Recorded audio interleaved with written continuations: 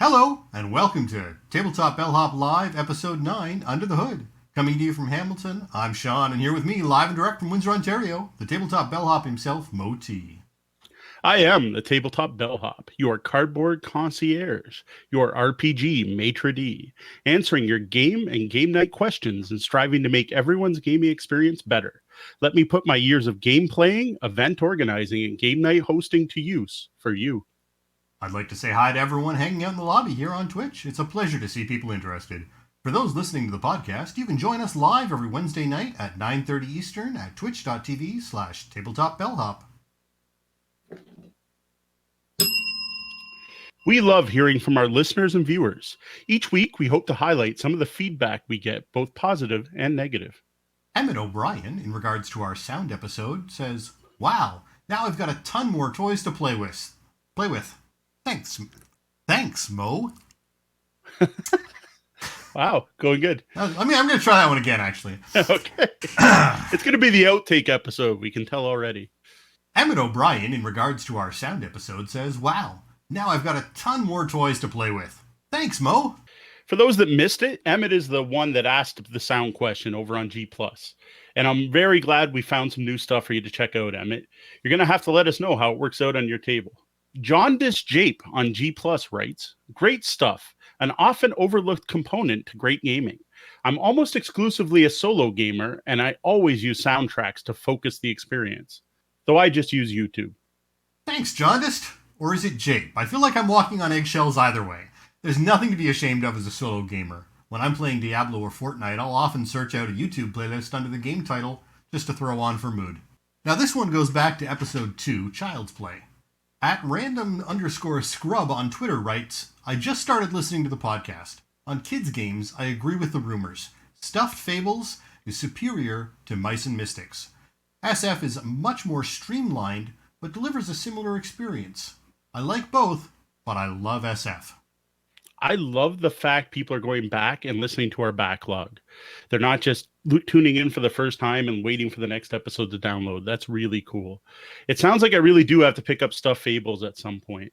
So, Anchi Games, our moderator, I know you're listening. Maybe this is a good bug to put in my mom's ear for Xmas, something we can all play together as a family. Ethy the Great on Instagram wrote today, and it was about our sound episode again. "Thanks for this recommendation. Thanks to you, I was able to find some great thematic playlists on Spotify and also listen to the Cafe Soundscape station to help me tune out distractions at work. Thumbs up emoji." Well, I haven't been able to check out those Office Focus recommendations we had for our listeners. Well, I've been doing a lot of audio-based work, but it's in my task list. We love feedback and interaction. If you see any of our posts on social media, please jump in and comment. Most of our feedback comes from Facebook, Twitter, and G+, and I guess as of today, Instagram. We love interacting with our audience on all types of social media. We get better with your comments and suggestions. And if you'd like to let us know something about the show, send your feedback to mo@tabletopbellhop.com and or sean@tabletopbellhop.com. That's SEAN. And now, Tabletop Gaming Weekly, where we look back and summarize what's happened since we were last here. What games hit the Bellhop's tabletop? Every week, I like to take a look back at the games we played, any events we attended, and other cool gaming stuff that's going on. You can catch the blog version of #WhatDidYouPlayMondays every week at tabletopbellhop.com. So first, a quick summary. I'll get into details in a moment. So one of the big things that hit in our house was the start of the school year, which also meant start of the school year colds. Like everyone got it. That happens every year. We've had to cancel a few game nights. Because of that, I've been playing a lot more online than in person. What was really cool, though, is Sean came down on the weekend. He got some gaming in with us, and we got some great food. I did play another RPG with the kids, and we played Gloomhaven not once, but twice. So jumping to the online play, that's, as we've talked about, it feels like every episode, and they should start sending us money, or at least give us subscriber accounts, or what are premium accounts, is on Board Game Arena. So I'm still playing Seven Wonders, Race for the Galaxy. The way it's set up now, when a game finishes, the host just does a rematch and we play again. But the big one is I started playing Terra Mystica on there. Now, I don't know if you read my Gaia Project review, but that ended with me saying I need to play more Terra Mystica to make a call between the two. So first off, I will say that Terra Mystica on Board Game Arena is pretty impressive. It looks pretty good. It doesn't not quite as cool as the physical, but like all the graphics are there. But it is a little difficult to figure out how to do things. Like it took me a while to figure out how to raise my terraforming rating and stuff like that. And plus, it took a while to remember all the rules, and they weren't always clear, especially the special powers for the different races. So I now will strongly say don't use Board Game Arena to try to learn games. Now, I know a lot of apps are great at teaching games. Board Game Arena is definitely set up for people who already know how to play the games. So getting back to the comparison of Terra Mystica and Gaia Project, I now will admit they are less similar than I thought. Playing Gaia Project, having not played Terra Mystica in like 4 or 5 years, they really felt similar. Like it felt 99% the same. Now I would scale that back to more like 80, 85. I do think Gaia Project is an evolution of Terra Mystica, but they are different enough. I still want to keep playing. There are 14 different races in the game, and I've tried 3. And now I really need to play Gaia Project again. I still haven't picked that up, having said that, I own Terra Mystica. Do I need Gaia Project? I still am happy with Terra Mystica, but I would like to try it again. So I'm going to try to reach out to Chad, local gamer whose copy I got to play the other day. Yeah, you know what? I've really been enjoying the Board Game Arena stuff. One thing I'm finding is Seven Wonders plays differently on the digital version. One thing I've noticed is the time delay between turns has a much bigger effect than you might necessarily think. When you're playing at a table, you're really right there in the game and involved and paying attention. But when you're taking one turn a day or one turn every several hours and you're doing a bunch of things in between, it's really easy to get distracted and you don't have the same sort of focus in the game, I find. So that's been my experience on the Seven Wonders with Board Game Arena. Yeah, you think it's bad in Seven Wonders, try Terra Mystica where there's 8 different actions, and you come back to the next day and you load it up and you're like, wow, I just spent all my power to get 2 priests. Why the heck did I want 2 priests? It's killing me. Just a heads up, you're really ghosting in video. Oh, okay. Like you were leaving trails. Oh, weird. You were freezing a little bit. You were freezing a little bit in Discord, so your audio's been fine, but your video was locking up a little bit. Like every time you turn your head, it takes a second. Like it's blurry, like when your hands were all. Weird. It's a little blurry for me, but not that blurry. I don't know. So last weekend, Sean was down. It was awesome. Came down. He had some local stuff he had to do, and we had some video files we wanted to transfer over.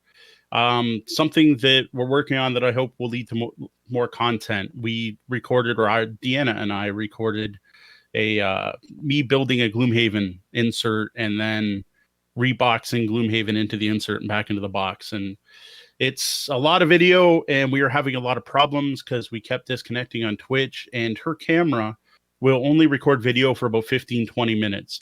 So it ended up when we were done, I couldn't tell you the size. Sean probably could, but a huge amount of files and a huge file size for each. So we figured it was a lot easier for him to just come down and grab the files off us. So yeah, we had about 12 gigs of files, and then there was more actually because we had to pull the Twitch streams down off of that. So there was basically 12 gigs of locally recorded video plus all the Twitch video. Mm-hmm. So it's quite a lot. Now we're learning a few things. We didn't plan ahead in advance quite well enough, and that's proving to make things a little more difficult to edit it all together. Next time, we'll hopefully have learned from our lessons and be able to put together a cleaner set of video that's easier to edit. But ideally, once we get this nailed down, we'll be able to put together that much more content for our subscribers in a well-produced manner and not just, quick and dirty streaming. Not that there's anything wrong with quick and dirty streaming. No. So while Sean was here, there were 2 things we had to do. And number 1, the most important, I think, was go for Coney dogs at the Windsor Sandwich Shop. Absolutely. You know what? You can't beat a good Coney dog. And the Windsor Sandwich Shop is offering real Detroit Lafayette style Coney dogs. It tastes like Detroit. You can't ask for anything better. It was exactly what I was hoping it would be. Worth every minute of 6 hours of driving. I'm not sure if tastes like Detroit is a good thing. Tastes like Detroit Coney dogs. Yes. There we go. Tastes like Detroit. I don't know. I get a bad taste in my mouth thinking about that. So there was the other thing I wanted to do while Sean was here. Well, I guess besides transfer the audio video files, but and we talk a lot about Terraforming Mars on the show and how it's probably the best game in my collection. And we figured it was about time Sean played. Now, I didn't want to overwhelm him like we did with Wasteland Express. So we went with just the basic game, no corporate wars, like just the base map. He had a beginner corp. D and I drafted corporations, but we took out all of the corporate wars cards. Well, we tried to take out all the corporate wars cards. And then when we found them halfway through the game, we pulled them out of the game. And I think it went pretty well. Like, Sean came in second place, which is pretty good. Well, you know what? I was expecting a more complex game than I got, I think. And not in a bad way. I think just hearing about it over and over again, I worked it up into my brain as a more complex game than it actually was.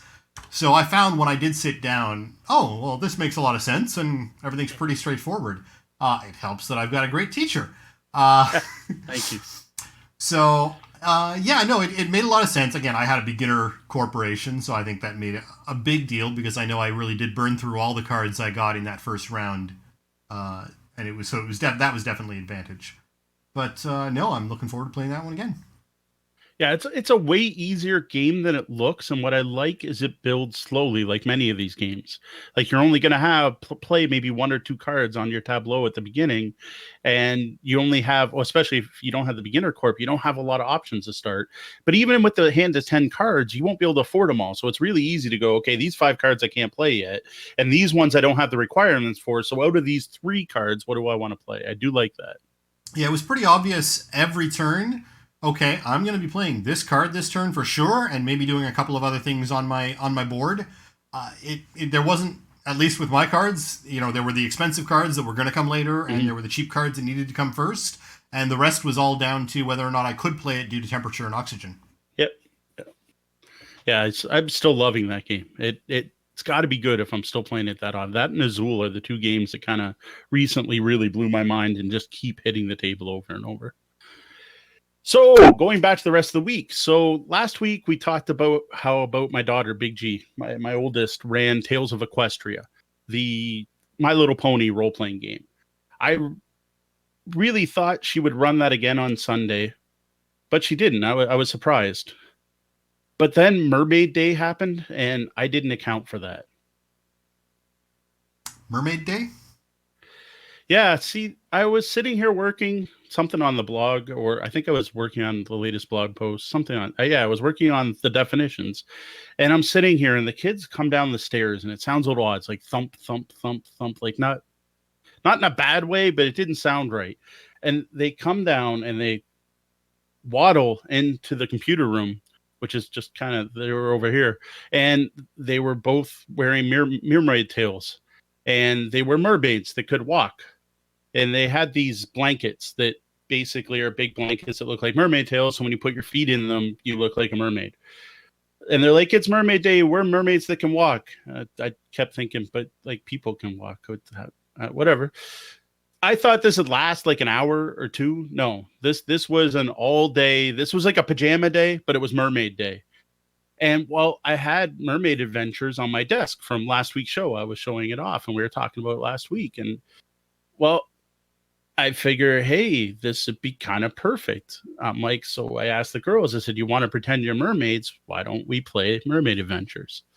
And they were like, oh, yes, we have to. Very popular. So before dinner, we sat downstairs in my gaming room, and I set everything up, and I'm like, okay, you got your dice bag. And my daughter found her dice bag, gave her a Crown Royal dice bag, and you got your dice in it, and the game just uses black and white D6s, and I gave them 5 of each, and they're in the little dice bag.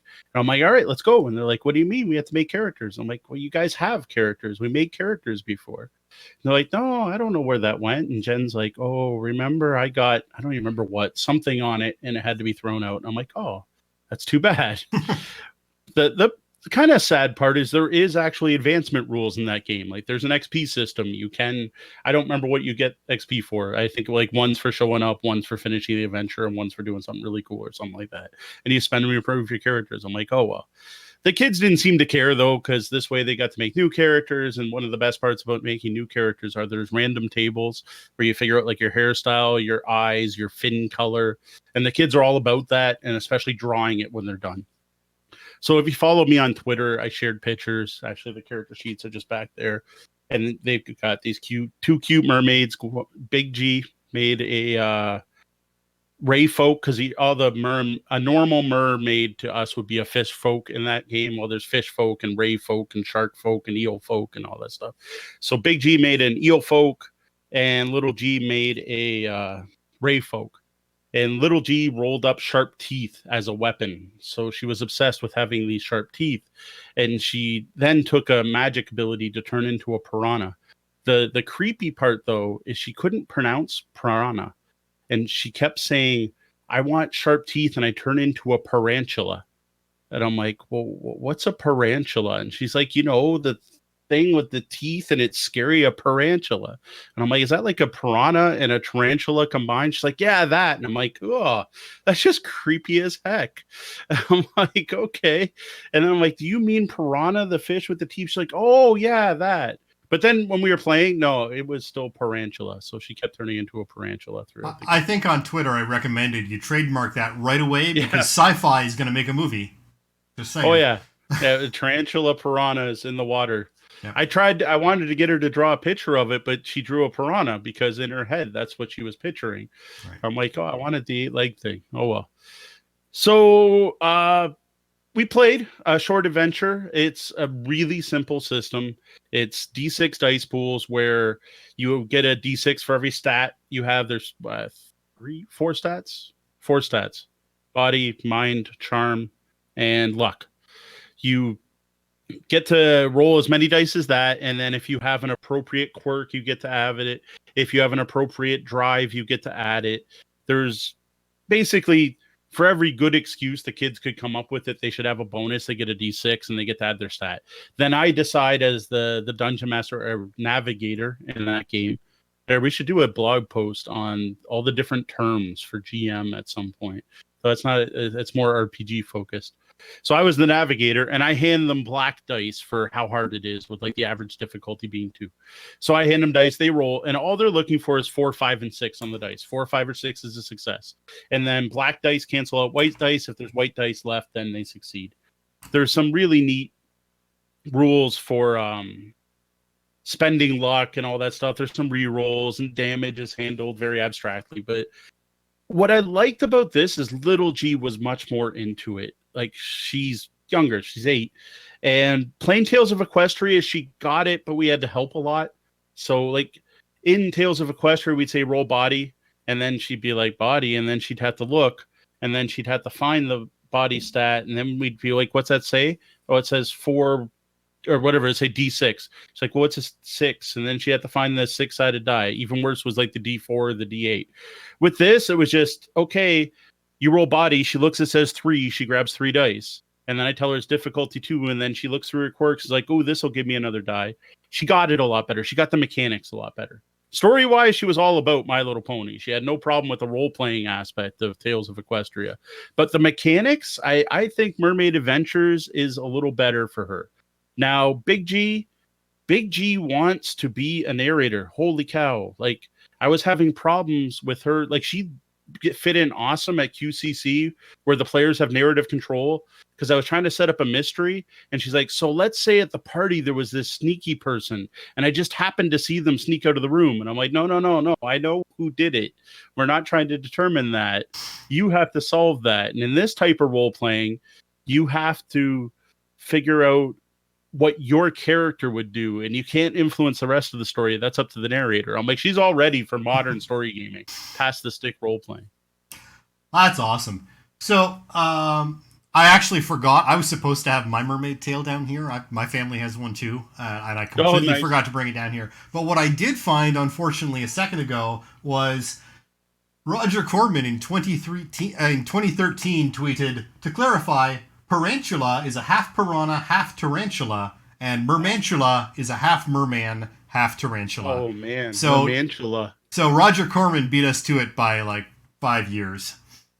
I may But have to add the Mermantula as the main bad guy now, though. there is a lot of discussion though, because a Mermantula would already be half man, half fish, and so it's actually quarter man, quarter fish, half tarantula. Is the debate that goes on in that Twitter thread there.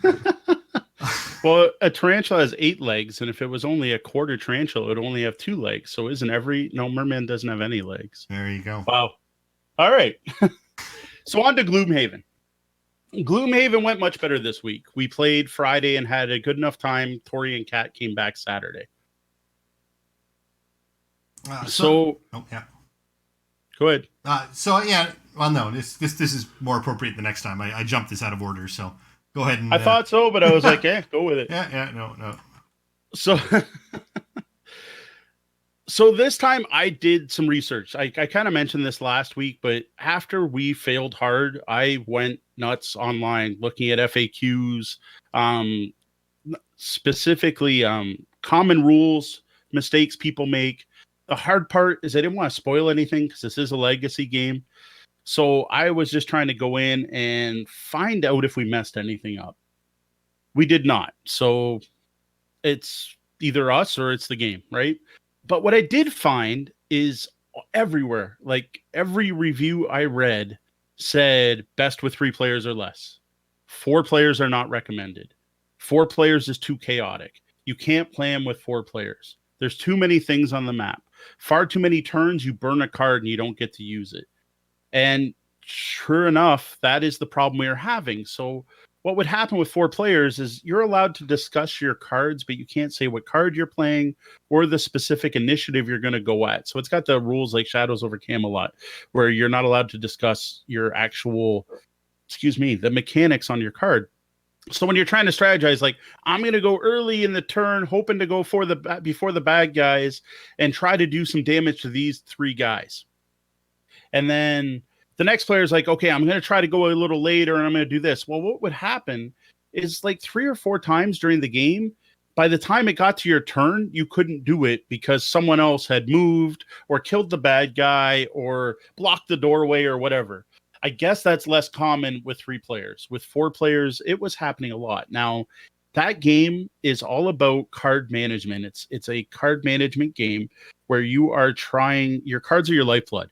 So every round you pick 2 cards to play. And then when you're done them, they generally go in your discard pile.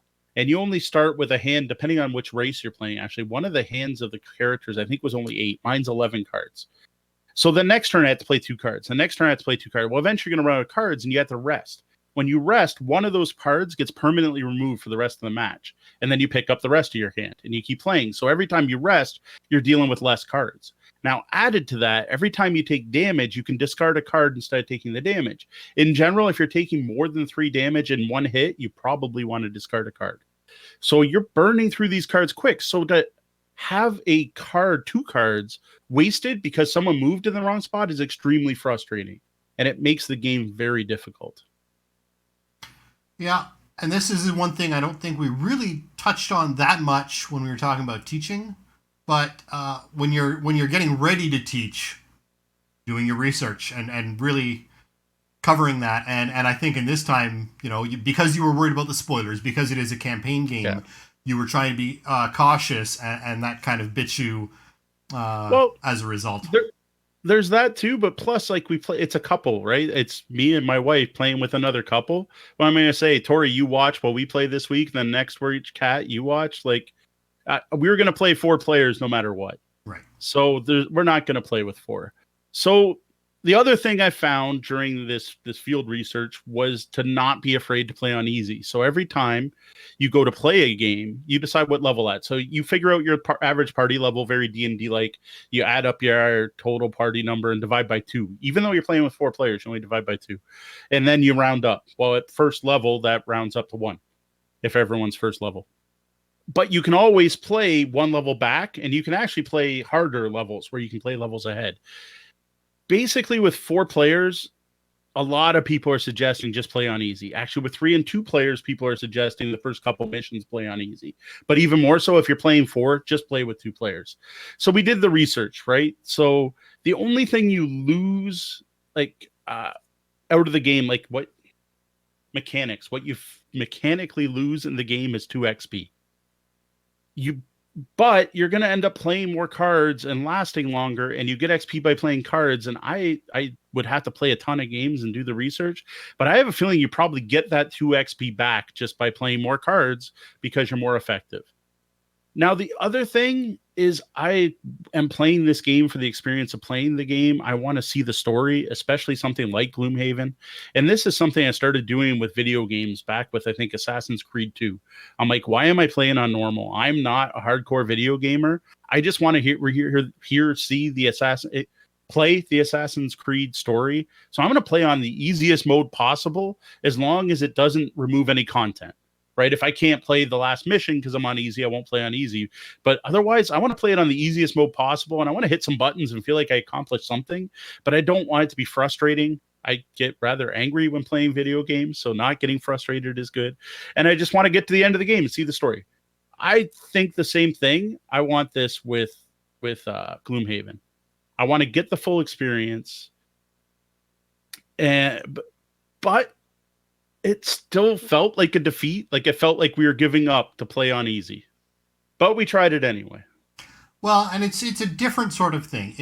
I do the same thing in games. I'm not a hardcore gamer. I enjoy playing around. I play Fortnite, but I'm not there to get kills. I'm there to have fun. And we're used to that. In board games, you're not used to that sort of difficulty level and stepping it back. It really is the same thing, but the feeling is different. And just before we go on, I show us dropping frames a lot, so I apologize if anyone in the stream is having any issues. Hopefully we at least sound all right, but for some reason our stream isn't looking too healthy. I don't know why. So. Well, we'll continue on with the audio part. Yeah. So at this point, it's hard to tell how much... I know now, but at that point, it was hard to tell how much the impact that first game had because it was super easy. Like it was almost a cakewalk, but it wasn't because we played on easy. The thing was the monsters move. The monster AI is all card driven. So you shuffle these cards and you flip it up to see what the monsters are going to do. And what they did this time is the bad guys were almost useless. Which kind of makes me wonder if that first game where we got destroyed, it was just the opposite, it was bad luck. Because this time, the bandit guards, if anyone's played the first scenario, I'm not spoiling anything, you can look it up in the book, it's the first scenario. The bandit guards that guard the first room never moved. 3 rounds in a row, they drew a card that had them just put up guards. The other thing is, when they put up the guards, if you can go before them, you damage them before their guard's up. So once they did it the first time, we all made sure to act quickly in case it happened again, and sure enough, it did. And then we got into the next room, and we metagamed it. So there's a rule in the game. This is kind of cheap, but you know what? It works. Is if there aren't enough standees for a monster, it doesn't spawn. So we rushed the second room because we knew there were guards in there, and if we opened the door before all the other guards went, there wouldn't be enough guards to put the new guards down. So we kind of did that, and then there were archers in the other room. Well, every time the archers acted, they moved fast but did less damage. So they were all attacking at -1, and the archers only do 2 damage. So like only the last room was a challenge at all. But what was kind of cool is it felt good being a badass. Like our characters were kicking butt. Like we were using blast spells and pushing people and forcing people into traps, and we got to see our powers work together. Plus we as a team were working better, and we were doing a lot more card combos off each other. So what I know about Gloomhaven and what I've seen is it's really about developing that team integration. You've got your tank, you've got your support, you've got your standard party mechanics, and because especially with the 4-player, you've got that chance of wasting turns if you aren't all really well in sync. Knowing how your party reacts and how everyone is going to play their role really becomes a massive advantage. And it sounds like you guys sort of have now developed that. I know in that first game you guys were so excited about, oh, let's just pick from the pictures on the box. I think, Well, yeah.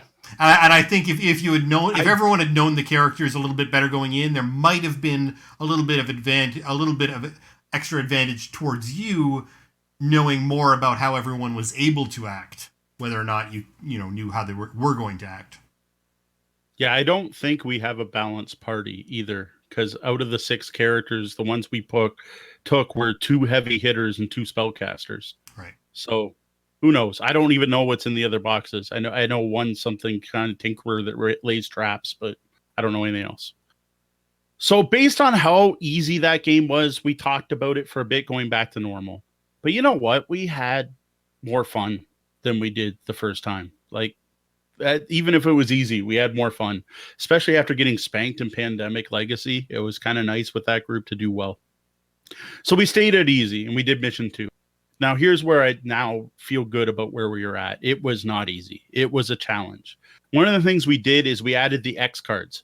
So when you make your character, you get all the level 1 cards, and there's a bunch of X cards, and you can choose to swap out 1-to-1 the X cards for the numbered cards.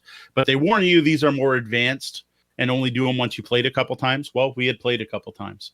We found those cards made a big difference. The Crag card I'm playing allowed me to add some wind element cards, which allowed Cats, I have no idea what her crystal elf race is called, but allowed her to use my wind magic to do some cool stuff. We played better. Again, we were getting better at working together. We now played 3 games. But this match had a bad guy opening doors, and when he opened doors, more bad guys spawned. And if he had opened one more door, there is no way we would have won. Like, it was down to the 1 round to play when we took him out. When we ended the game, I had 3 cards left. Like, that's it. And as I described earlier, I would have got to play those cards once, rest, play 1 more set of cards, and been out for the rest of the game. So there is no way I could have fought another room of guys. And Anshi Games was playing her Skaven Rat dude, was already knocked out at that point. So I think this seems to be the sweet spot, at least at 4 players. Yeah, so it really does sound like if you're going to go with 4 players, that's great, but drop it down to easy and go in there expecting that that's how the game is designed if you're playing with 4. Yeah, it does seem like that. But we did still have the 4-player problems, like more times than ever this time, where I went to go do something and I'm like, have nothing to do. And I had a card that was get an XP for destroy an obstacle. So I kept describing it as my guy smashing obstacles with his head because I had nothing else to do. I'm like, I guess I get some XP. But you know what? That was part of the fun too, because like Tori hung back and looted all this loot instead of being effective for 1 turn, which was slightly frustrating, but that's part of the game, right? The fact he could do that and we didn't lose because of it made it good. Now, I think this is the sweet spot. I think we're sticking for easy for the next mission at least, and we'll probably go through the whole campaign like this. But I do have a lot more respect for Gloomhaven than I did the first game. I still don't think it deserves number 1. No game with this many problems should be number 1, in my opinion. But it's moving up. It's definitely was more enjoyable this time. One thing I was reading an article today on the rules and rule problems in games, and someone on Board Game Geek had come up with a statistic where they basically compared the number of rules to the number of, the size of the rules to the number of threads on Board Game Geek about rule questions. Okay. And yeah, I can't say Gloomhaven fared that well in the overall analysis.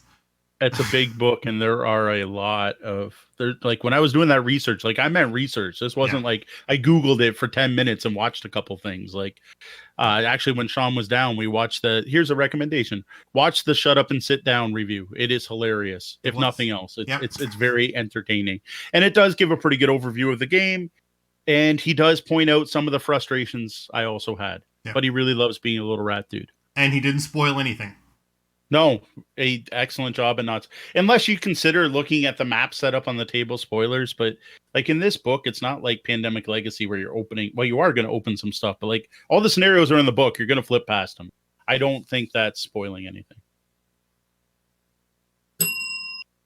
We record the show live Wednesday nights at 9:30 Eastern on Twitch, and we encourage people to drop in and take part in our chat room, the lobby.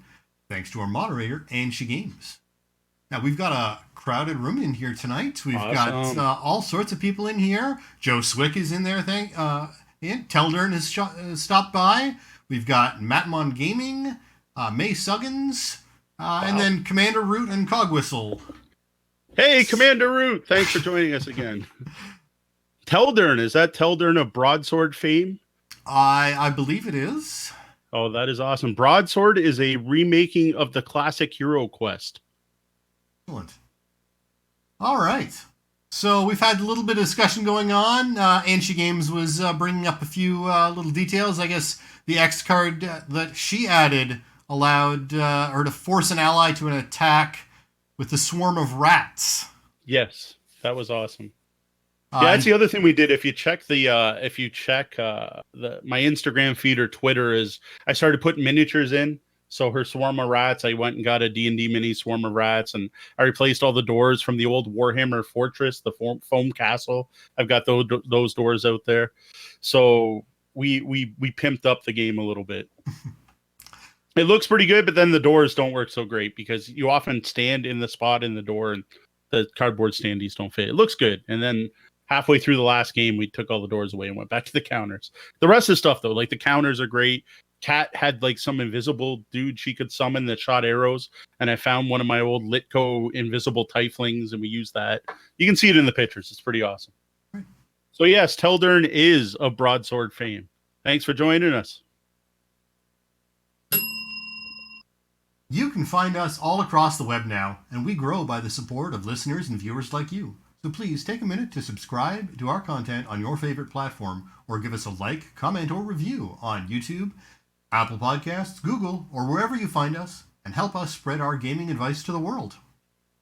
Now, reviews on Apple Podcasts in particular help us come up during searches, so we really like to see those there. Absolutely. The only way we get up in the rankings is with those reviews. Now, if you stream on Twitch and are interested in a mutual hosting agreement, we would love to hear from you. We host you, you host us, and everyone wins. Just contact Mo at tabletopbellhop.com and we can set something up. I just realized you can't see my hands at all where they were. It's all good. I've just been talking with my hands doing the French-Canadian thing. Like I was all like, you were like, we host you, I host us, everyone wins. No, you didn't see that. I feel silly now. You know what? I moved the mic though, so that's kind of in the way. We haven't heard any bashing. It's great. See, if I hit the mic, it's not loud. That's hitting the mic. Yes. The table. Both bad. Both are bad. So, newsletter. Sign up and receive Tabletop Bellhop weekly in your inbox. Every Wednesday, we'll be sending out an email recapping all the content we released the week previous. Blog posts, new podcast episodes, reviews, or anything else we create. You can sign up at newsletter.tabletopbellhop.com or go over to the tabletopbellhop.com webpage and you'll find a spot to subscribe in the sidebar.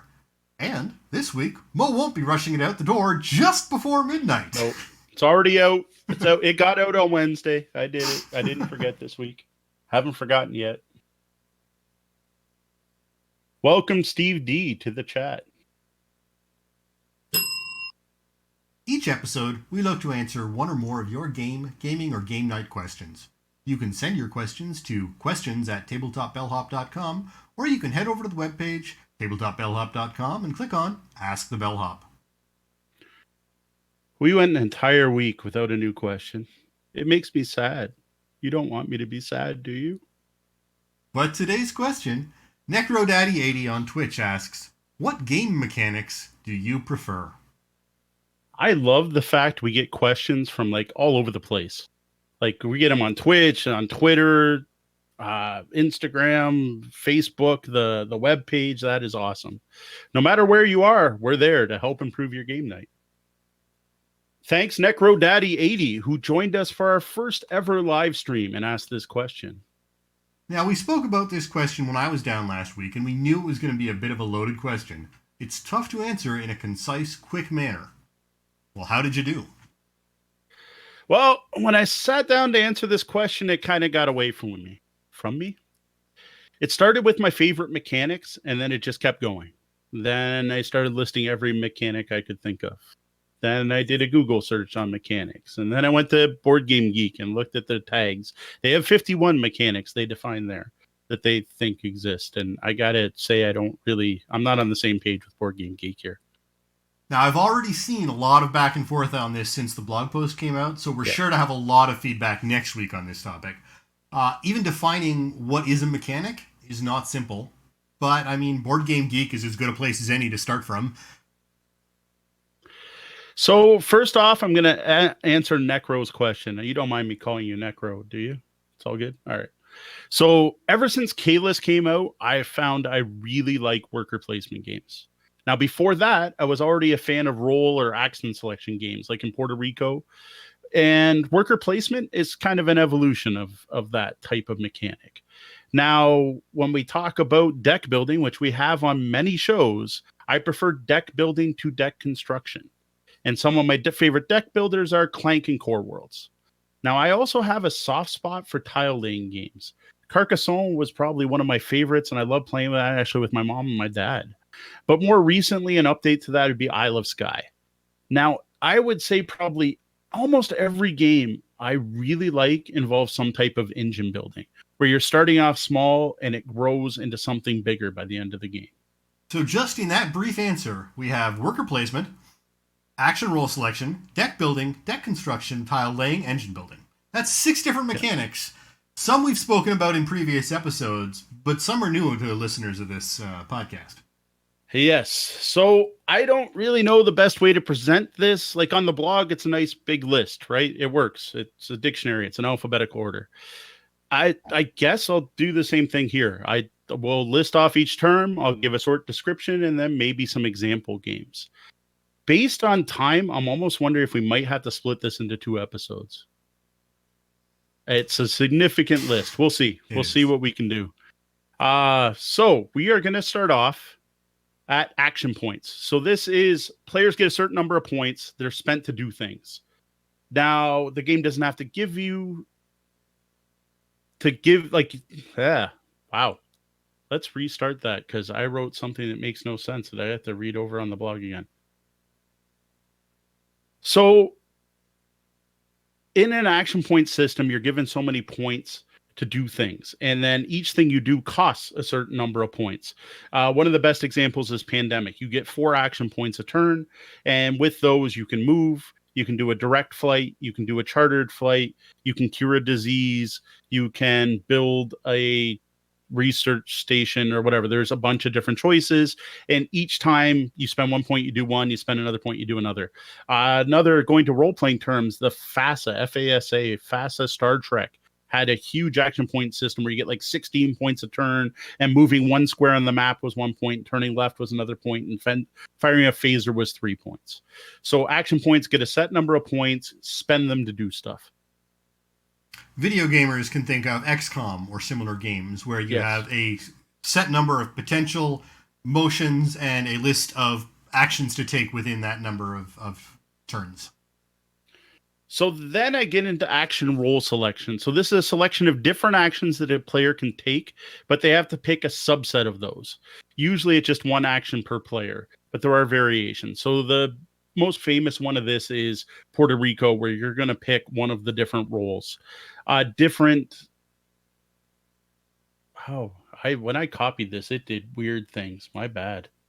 I apologize. I'm not even just reading this. I'm paraphrasing, and I have stuff that's in the wrong spot. Like it had Warhammer Underworlds in action selection, and I'm like, I had to stop because I can't think of how there's action selection in Warhammer Underworlds. You can move or attack, I guess. So action selection, role selection, here's a bunch of different actions or roles. Pick one. So Race for the Galaxy is the biggest one. Do you explore? Do you develop? Do you build planets? Puerto Rico, are you the merchant? Are you, I don't even remember the roles, the builder? It's been a long time since I played Puerto Rico. I should play Puerto Rico again. And so on. You're going to pick one of those actions and carry it out. Now, when reading this, I had thought, oh, this seems like a subset of action points, but really, it's a very limited action. If it is, you've got 1 action point, and you're choosing, from a set of. A bunch of these can kind of be defined that way, right? Like, I guess action selection is action points where you only get 1 point, or action points or action selection where you get more selections. Yeah. There is going to be some There's a overlap. lot of gray areas all around on this. Yeah, to me, the difference is in action role selection, you have multiple choices. You pick one. In some games, no one else can pick that one. That's Puerto Rico. In other games, other people can pick the same one. Race for the Galaxy. Moving on to area control. You win or get points for controlling an entire section of the map. This is usually in war games, but it's often in other games. The most recent one I had for this was Warhammer Underworlds, where if you had the right objective cards for standing on one of the objectives, if you controlled the objective by the end of the turn, you got a point. Now, there is a different term, area majority. I think that's something different, and we'll get to that soon.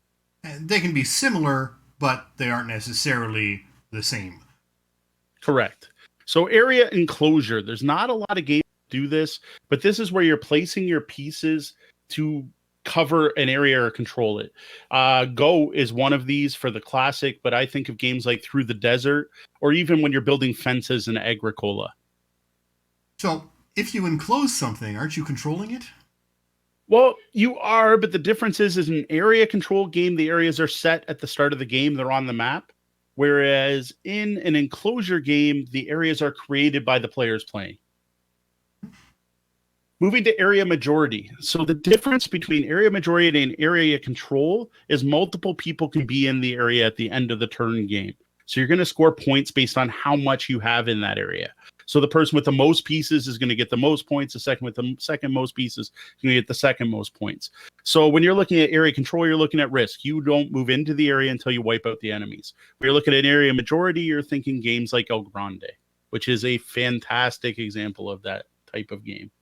In this place, we've got even the land count at the end of Terraforming Mars. Yes. Asymmetric games. So this is every player's game start condition is different from every other player's. So either different starting positions, different player powers, or different decks. Cry Havoc is a great folk on a map example. Seven Wonders would be asymmetric because your starting wonder is a different concept. That is correct. Auction bidding. I think this one's pretty self-explanatory. There's either open or blind bid auctions. They use these in a ton of different games. Probably the best known gaming auction mechanic is in Power Grid. But then there's a game called Going, Going, Gone that combines dexterity with auction bidding. So there's a range here. Well, I think most people can get the concept of auction and bidding. That one shouldn't be over folks' heads. And another one that's similar is betting. You're going to bet money or in-game resources of some type on an outcome in the game. Not necessarily the end of the game, but usually one little part of it. Of course, everyone's heard of poker, but a really well-known or lesser-known game is Spartacus, based on the, I don't know if it was a Netflix series. I watched it on Netflix, but the TV series Spartacus. Check your local laws for gambling regulations in your area. Yes. Actually, a bunch of us probably shouldn't be playing any games with dice because that's considered gambling, I guess, according to some states and provinces. Moving on to block games. This is a specific type of hex encounter, coming later, war game where the counters are replaced by blocks which are stood up. This gives you a fog of war, so you don't know what the opponents have. Columbia Games makes a ton of these. They are the master of the block war game. Just Google Columbia Games, you'll find them. Hammer of the Scots is one of the best. If you're not familiar with the term fog of war, think Civilization, where the map isn't revealed until you get into that area with your player or your units. Mm-hmm. Campaign. When the actions of one game carry over to the next. This does not include every game with scenarios to me. For a real campaign, the results of the game have to carry over or impact the next game. So Imperial Assault, yes. Zombicide, nope. And we've been talking about legacy games all the time lately. Legacy games are campaign games by definition. That is correct. Card-driven games, pretty self-explanatory. The main way you engage with the game is through cards. Can be kind of big. Like this one's probably, I could probably write another set of definitions for types of card-driven games. So you're going from things like the command and color system to games that just use cards as markers or references. Poker. Yep. Chip-based war games. See Hex Encounter. Be there in a minute. Moving on. Yeah, deduction games. Games where logic and deduction are required to solve a puzzle or complete the game. Also, social deduction games. If you listen to, I don't remember the episode, I should have had that open. I review The Thing, Infection at Outpost 31. I talk about my love hate relationship with social deduction games. For the family gamers, Clue is a social deduction, or is a deduction game, not a social deduction game. Deduction game. Drafting games. You are given a selection of things, you pick one and pass the others. Now, this also includes drafting where everything's out on the table and everyone picks one and it goes around the table that you'd see in Magic the Gathering. Or it could be the main point of the game, like in Medieval Academy or Seven Wonders. There we go.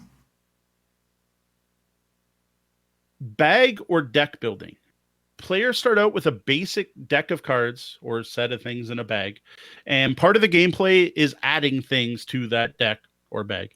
And this can be seen as the only mechanic in a game, which is like in Dominion, where the entire game is just building that deck, or it can be part of the game, like in Concordia, where everyone starts off the same set of actions, and then you're going to add 4 or 5 new cards to your hand throughout the game to give you new actions. Now, there's a growing trend of using things other than cards, which is why I put bag building here. So you've got wooden discs in a bag like Orleans, or Hyperborea uses your standard resource cubes.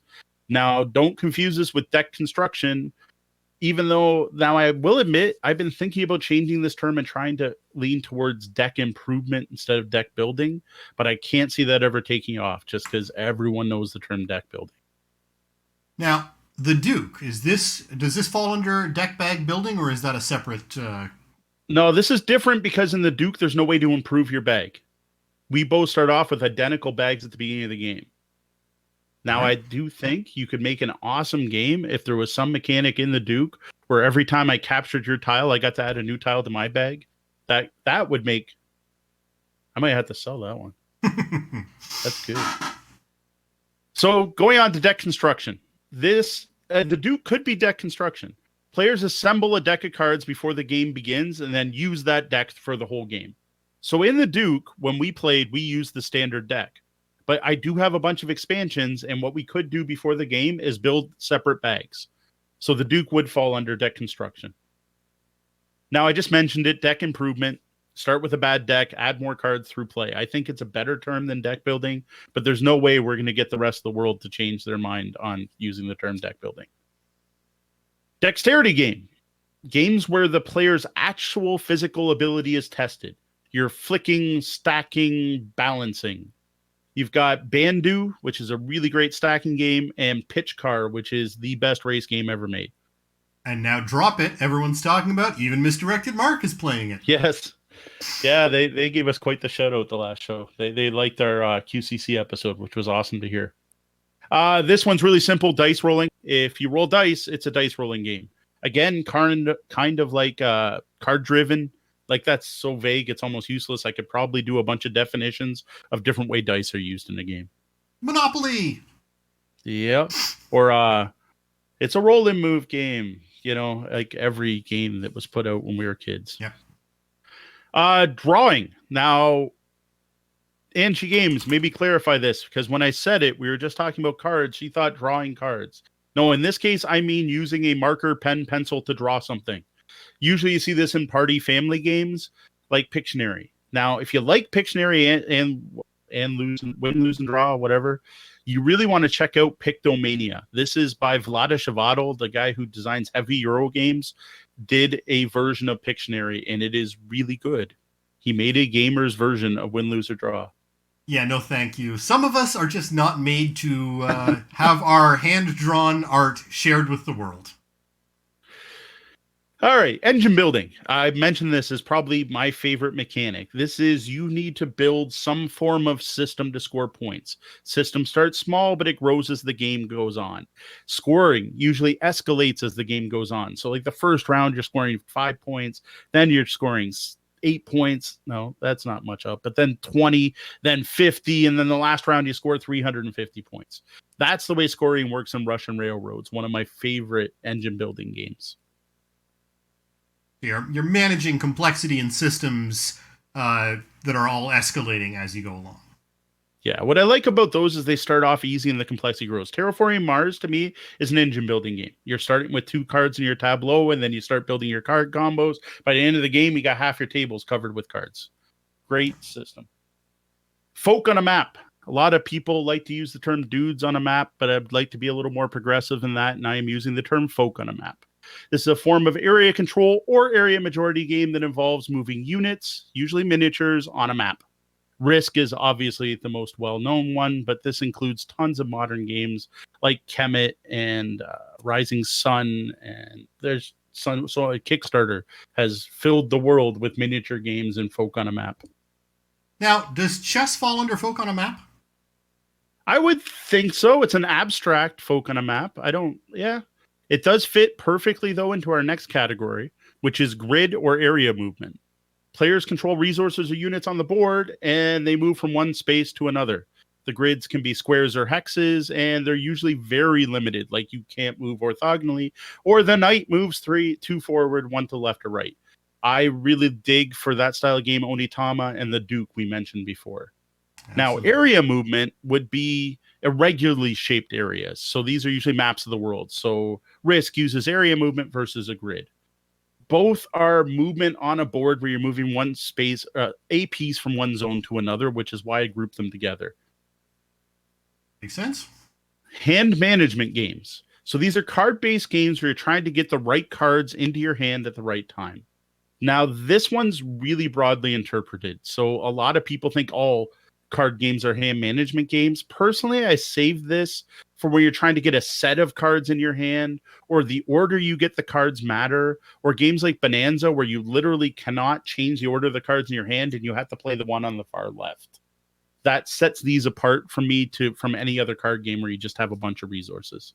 Now, to me, I my first thought on this was Pokemon, but technically doesn't Mahjong fall under a... Yes, definitely. Yep, Gin Rummy, Ticket to Ride, where you're trying to collect the right colors of trains and then play sets of them. So now we get back to Hex Encounter, which came up during Chit Wargames. Think big hex maps with lots of little square counters on them. This is the Wargamers version of folk on a map. Usually uses area control or area majority, and the one that always pops into my head is my dad's copy of Advanced Squad Leader that sat on his shelf for years, and the big hex map that he had posted on a giant sheet of metal, and he had a bunch of magnetized counters so we could go play this game at the beach. It is a hobby all its own. It is indeed. Now, with hex encounter games, you often find something called hidden deployment. This is when you don't know what your opponent is placing their troops before the game begins. One of the best modern versions I've seen is Battlelore 2nd Edition. This also includes block games where you may know where your opponent's playing, but not what each unit is. Now, like that, there's hidden movement. Now, these don't happen as much in war games, but this is where one or more of the players will plan their movement in secret, so the other players don't know exactly what's going to happen. The one I saw this in first was the old Avalon Hill version of Heinlein's Starship Troopers, where the alien player actually marked all their moves on this little hex map they had separate, where the Marine player would move all his on the board, and the alien, the bugs, would only show up when they came in close enough. So this is, again, we're going back to that fog of war in Civilization idea, where one player can't see another player's concept. Definitely for war games, but it's a little bit more than that in games like Fury of Dracula or Spectre Ops. Or Scotland Yard is another example, where one of the players isn't on the board and it's up to the other players to find them. That's what happens in all those games. So that's not really as much a fog of war, but definitely in a war game, I would call that a fog of war aspect. Memory. We all played these as a kid, right? We just called it memory. You flip 2, and if they match, they stay up. Otherwise, you keep flipping. They don't come up often, but some modern games do use them. One of the best I can think of right now is Hanabi, which is a very unique game where you don't get to see your cards. Everyone else sees your cards. You do not. And you have to try to remember what people have told you. Negotiation games where players need to negotiate, can involve trading, but could also be forming alliances. And of course, with alliances, there's the eventual inevitable betrayal. Chinatown is the purest negotiation game I've ever seen. I was thinking Go Fish. Is there a negotiation in Go Fish? Like, it's just a guess, isn't it? Like, you don't get to go, I'll give you 2 if you give me 3. True. Okay. So Monopoly then, when you're negotiating for turned down properties. Yeah, definitely. Up next, this goes back to Fury of Dracula and the one Spectre Ops and Scotland Yard. One versus many. So this is when one player plays against the rest of the group, or the rest of the group plays against one player. Now, this also applies to Dungeon Master style games, RPG style games like Descent, where you have, or Mansions of Madness, we've talked about previously in the show, first edition, not second, where you have the Keeper, who's like the bad guy, or Imperial Assault, where 4 of the players play the Rebels and 1 player plays the Imperials. Now, does this also fall under XCOM, where the 1 would actually be the app? I guess you could say it's a 1 versus many game where the 1's the app. Same with Mansions of Madness, where the Keeper is played by the AI. Right. It's almost 1 versus AI. It may be a new. It's probably a subset of 1 versus many. Though in general, I generally put those all together, pile those together as co-op games. Which I guess co-ops. I didn't put this. Okay, co-ops was something someone suggested. I'm like, is co-op a mechanic? I'm like, well, if I'm going to put 1 versus many, I probably should put co-op. 1 versus many was something I added based on feedback we've already received. So up next is pattern building. This is when scoring is based on placing pieces into a specific pattern. And I'm pretty sure everyone knows my favorite pattern building game, Azul. Pick up and deliver.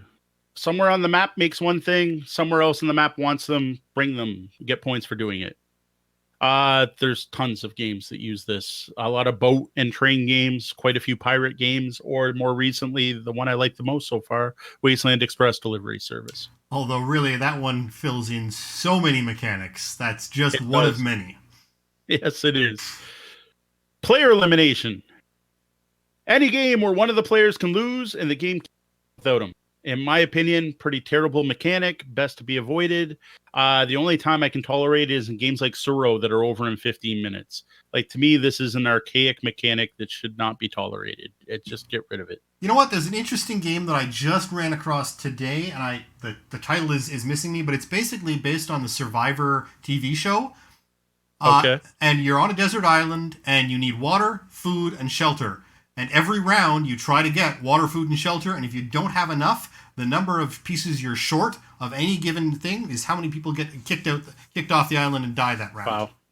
Wow. So it's a quick game. Again, it's quick, so you're not sitting around and going. It's got to be pretty leave. quick. But yeah, it's the player that gets eliminated first. What do they do while everyone else is playing? Like, if it's an engaging enough game, I could see sitting there through it. Like, the worst offender is Werewolf. If you listen to our episode about social deduction, I'll tell you how much I don't like Werewolf. Like, the first guy who gets picked when you can't even deduce anything, like first person who gets picked, that's terrible. So next is point-to-point movement. This is one I got from Board Game Geeks. It's not one I thought of, but it fits. It's the map or board has spots that can be occupied by player components, and they're connected by lines, and movement of pieces is along the lines from spot to spot. The classic game Nine Men's Morris, which comes up as a puzzle in far too many video games, is a classic example of that. A more modern and fantastic game, which I'm probably going to mention multiple times because I really like it, is Concordia, where you are moving around the map of Italy. Or also, Europe, if you zoom out. Also, if you're moving around, we might as well move around Japan in Tokaido. Yes. Or, going back to the family game, Snakes and Ladders. Yeah, I guess. Is that grid movement or is that point to point? You only move forward. It's a terrible game. Well, I guess if you could draw it as a point to point map. Snakes and Ladders, wow. Or Chutes and Ladders. We're not allowed to call it Snakes and Ladders. Oh, is that what? That. Okay. In Canada, they got rid of the snakes. Snakes are evil. Okay. I thought that was Ireland, but never mind. That's something else. So push your luck games. Games where you can take an action and take it again and take it again. But every time you take it, there's a chance that something bad will happen. Usually that something bad means all those actions you took before don't happen. Just recently played CV. Great version of this. Blackjack. Yes, very much. Random player order. this is where each round of the game, the order of play could be different. The best version I've seen in this is in the Academy games. They're called the Birth of America series, even though the latest one's about Vikings. But the whole thing is there's a bag in the game and there's dice with numbers on them that are color coded. And when I first opened it, I'm like, what is this for? But you put all those in a bag and there's one for each player and you draw it out. And that's whose initiative it is. That's who goes. More classic, fantastic game worker placement is Pillars of the Earth, where you pull your workers out of the bag each turn to determine who gets to place next. Real-time games. Games where you have to act within a time limit, often, but not always simultaneously. So it's either you need to build this now, or it's everyone needs to do this now. Space Alert is a good example, or one we talked about recently, XCOM. Had a lot of real-time in it. Flip the hourglass and go. Yes. Resource management. This is one that, oddly, to me, should have been on Board Game Geek and isn't.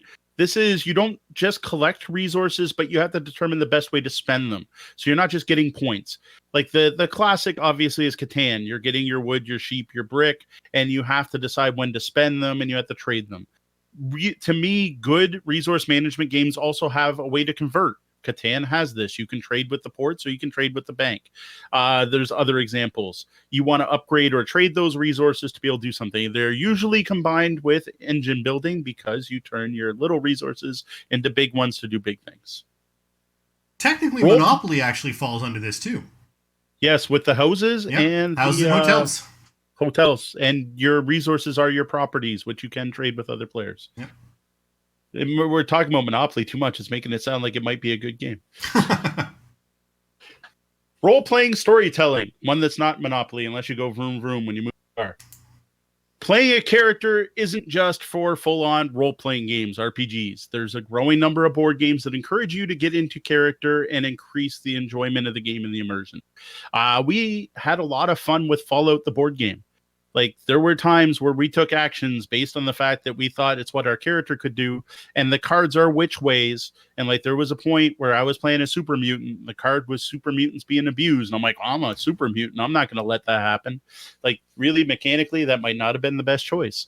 Plus, there's a number of games that are coming out now that are about telling a group story. These are the games everyone talks about. Is this a real role-playing game or not?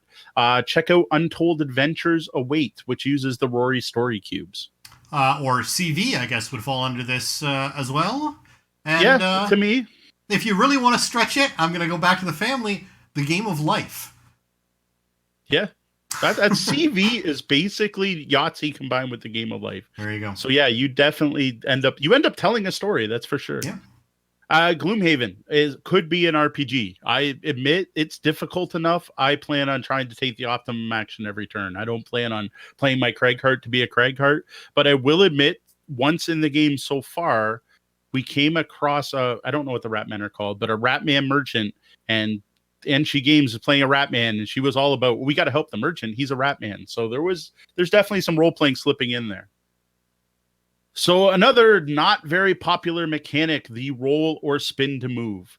Randomly determine what moves you can make. Usually very limited, very frowned upon. Now, there are a few out there that are actually fun. One I like is called Zaya Legends of a Drift System. And well, for a fun spinner game at our launch party, we played Catan Chocolate Edition. You know what? This is, for an advanced gamer, for grown-ups, it's where roll and spin to move are really great are for kids, where they are going to suffer from that too many choices problem, and they're going to freeze up, and you just want to give them give them the chance to go ahead and follow the path. The roll to spin to move is really the way to do that for them. Well, it's also a great way to teach counting. I think anyone our age knows how to count. There's a show called Flip the Table by Flip Flory, who now does another show called the Saturday Morning Breakfast Special. I don't. It's awesome. It's a comedy show. It's worth listening to. I'll try to remember to put a link in the show notes. They did Flip Flory's original show was fantastic. They played classic board games, terrible classic board games. And one of the memes on the show is they would say, it's a roll and move. And everyone would be like, yay, of course. Like, because there were so many roll and move games.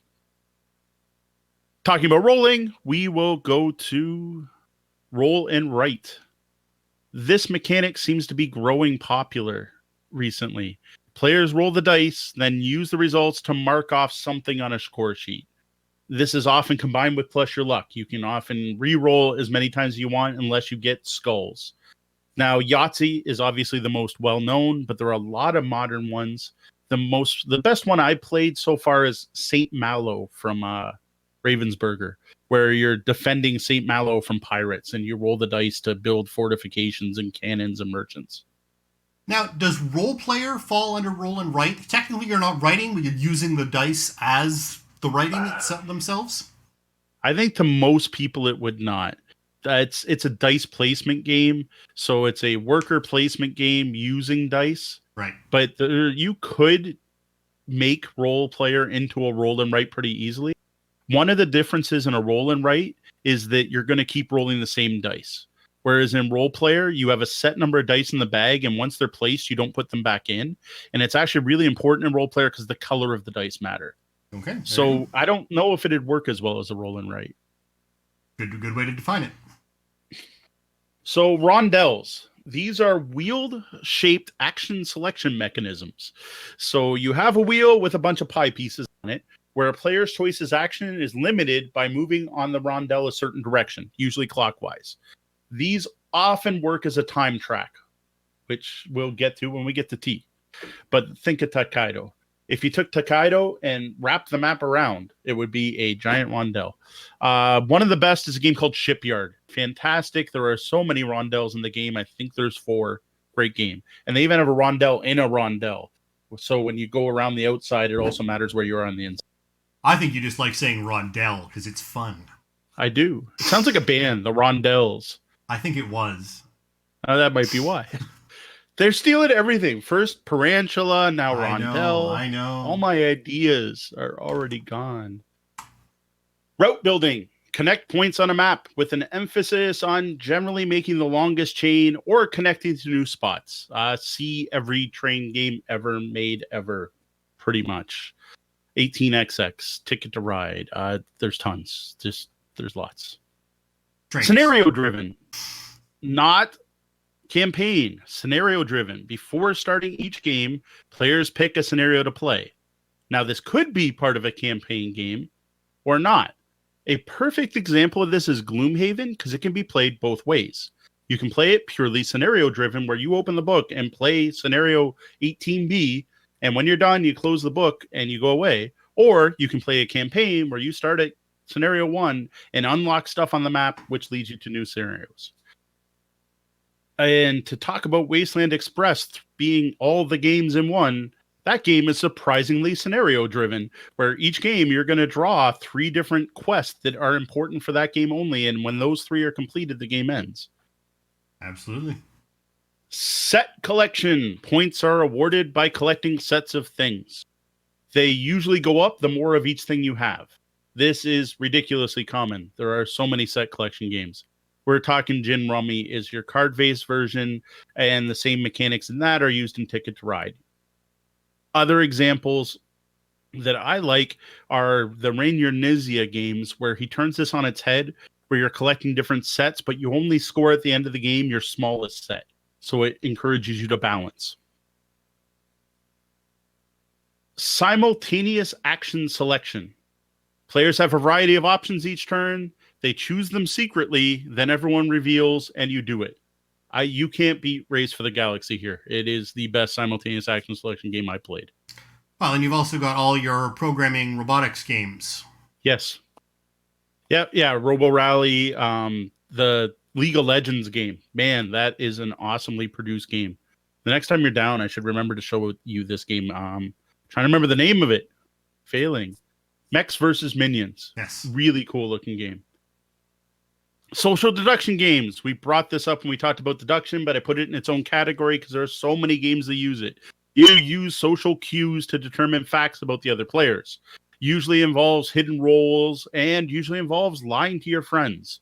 I personally don't enjoy most of these. I did like The Thing when I reviewed it. There are others. I don't mind playing. Battlestar Galactica is pretty good, but in general, I tend to stay away from these games. For me, and I think the same with you, it's got to have the right theme. You've got to be in there for the theme. The social deduction isn't what's going to carry the game.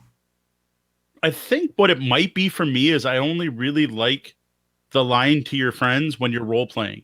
So if you're playing like a Cylon, I can get into it. If you're playing the Thing, I can get into it. If you're playing the Resistance, where it's just red side versus blue side, and you don't really have that, I'm a robot trying to destroy everyone. I don't. Maybe that's it. I don't know. I've been trying to think about that. After a couple people, their feedback was like, I don't like lying to my friends. And I'm like, well, it's true. This game really does encourage you to lie to your friends. Why do I enjoy lying to my friends? And why don't I? Because I don't like most of them. It's an interesting introspective to do. So stocks, Board Game Geek called this commodity speculation, but it's stock markets. You can buy stocks and commodities whose values change during the game. The most popular example is, of course, the 18XX series of train games, where you think it's about route building, but no, it's really about buying and selling stocks in those companies. For a much lighter version, check out a game called San Francisco Cable Car. This is, if you like Suro, you'll probably dig Cable Car. It's a very similar game, and with the advanced rules, you buy stocks into the routes. So even if your routes aren't the best, you can still win the game by buying stocks in the routes that are good. For a really simple one, a game called Biblios, which is one half auction game, the other half stock game. Very neat, quick 15-minute card game about eliminating Bibles. Okay, interesting. Take that games where you can make moves that directly adversely affect another player to impede their progress. Specifically, I think of this as not adversarial games, but this is where the main form of entertainment is screwing the other players. The most popular game in the series is Munchkin, where the first one to level 10 wins, and the entire game is trying to stop someone from getting to level 10. It's not really about you getting there, it's stopping everyone else. Dungeon, blank, the dungeon escape game. That we just played. Don't know. All the different characters. You don't know who's playing who. You need to escape with the treasure. Yes. That's a mix of social deduction and Rumble in the Dungeon. Rumble in the Dungeon. Take that and social deduction. That's part 2 to this, is people send us names of games and we tell you what mechanics are. That could be a game show. We could run a game show. Absolutely. We might have to think of that as a bonus episode. We'll invent the Tabletop Bellhop mechanic game show. Tile placement games. Games where the board player area grows during the game. So either you have an empty map and you put down tiles and it grows, or players have their own little thing that grows. There are, again, this is one where there's a lot. Like, it's like saying dice rolling or card placement, because there's so many games that use tiles. And to me, it's got to be that your own personal area grows in some way. So I don't think of, say, Clank in Space, where the board is modular, made up of tiles, and they're randomized. I think that's something different. This is where it'd be Clank in Space is, as you explored, you put out new tiles and got the new areas. So putting down tiles to make them grow. This is the main mechanic in Carcassonne Patchwork. But then again, like, really, Terraforming Mars, it's not a huge part of the game, but it's a big part of scoring, is putting out those forest tiles and putting out those lakes. And pretty much any domino game, which we covered a couple episodes ago. Yeah, we talked about a lot of tile placement. Time tracks. This is where you are going to select an action along the track, and the player in last place goes next. There's a growing number of games that use this, Tokaido being a very pure example of this game. The entire game of Tokaido is just one giant time track. And then it combines set collection and what else we got in there? Resource management, because you only have so many coins. Point to point. There's actually area majority in that, because that's how praying works. When you go to the temple, whoever prayed the most gets bonus points, and so on. Point to point movement. Yeah. All right, I got to stop doing that. It keeps going off on tangents. We're getting near the end. Really close. Trading, when you can exchange things between each other or with an in-game bank. Catan wouldn't be Catan if you couldn't get wood for your sheep. Monopoly. Sorry. Trick-taking, very common card game mechanic. Each player plays a card or cards. Once all players have played the set, it's called the trick. The rules of the game dictates who wins that trick. Usually it's the highest card, but sometimes, and then what changes the most between games is what determines what the highest card is. Diamonds would be a cool modern one that most people don't know off the top of their head. My personal favorite is Spades and Hearts. We have one left. I see most of our chat room is running away. We've been too long. I apologize. People have to go to bed. We have voting. At some point in the game, players vote. You may get one vote, or it could be based on the number of some in-game resource. It could be all or nothing, or choosing an effect. The result of the game, the vote, is going to change the game state in some way. I personally love voting in Twilight Imperium, where the planets you own give you a certain number of votes, and then you use those votes to enact laws or turn down laws that change the game going forward. I'd much rather be voting in a game than in any current political election right now. Fair enough. Now, that's a big list. I know we missed some. I'm guessing there's someone out there right now driving going, you idiots, where is, I don't know, whatever mechanic I didn't think of. Shadow puppets. Where's hand puppet role playing? Yes, I own a game that has that. I know you're frustrated. Go to the blog, find me on social media, email me, mo@tabletopbellhop.com, and I'll either counter your offer or I'll put it on the list. Sean had a few questions earlier. I obviously have some feels about what I think these mechanics mean and what games I think fit into them. And I'd love to have the discussion with you. And I am more than willing to change my definitions if required. The hard part I'm having with this is when to draw the line. So when is something just part of another mechanic? So one of the ones people came up with is they wanted me to put dice placement on the list. So example of Alien Frontiers, you roll a bunch of dice and you use those to put them out. Well, to me, that's nothing special. All you're doing is worker placement, and your workers happen to be dice. The fact you're rolling them means that it uses a dice mechanic. So it's a dice-based worker placement game. Done. That's not its own category. But I could probably go into dice-based and break it down to about 20 different types, and I could probably go into worker placement and break that down to about 20 different types. Where's the line? I figured for an intro dictionary of game terms, this made sense.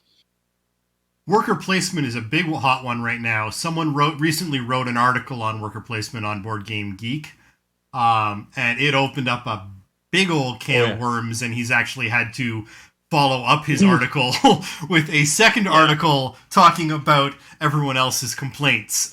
It's a big one. Yeah, I don't doubt it. Worker placement, to me, if I take the spot, no one else can take it. Otherwise, it's just action selection. I don't care if it's on a board and you're putting a piece there. If other people can take it, it's an action. Anyone can take it. It just happens to be on a board I put a piece on.